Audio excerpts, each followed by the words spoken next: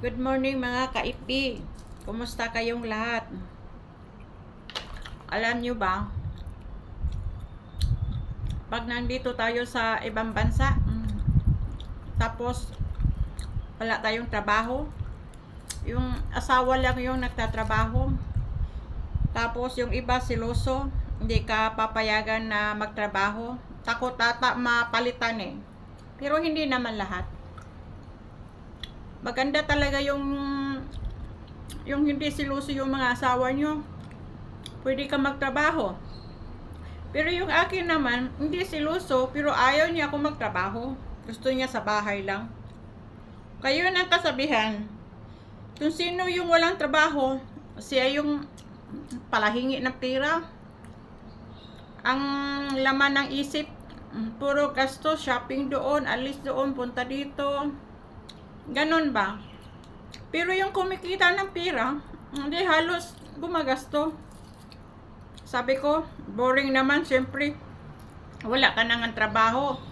Wala pang pera. Isa na ako manghingi sa kapitbahay. Siyempre, bigyan mo ako ng pera para meron akong mabiling gusto ko. Ganon. Kaya kayo mga misis dyan, magtrabaho talaga.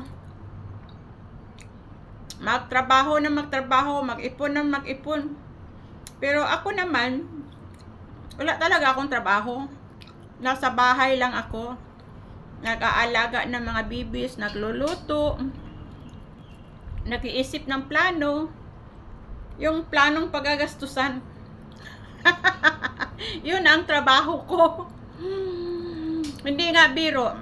Talagang boring talaga tayo, lalo na sa yung punta tayo sa ibang bansa.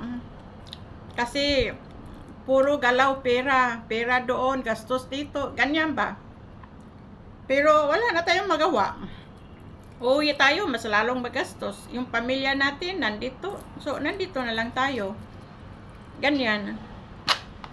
Boring, di ba? Boring talaga. Sa totoo lang, kung sino yung kagaya ko, talagang boring.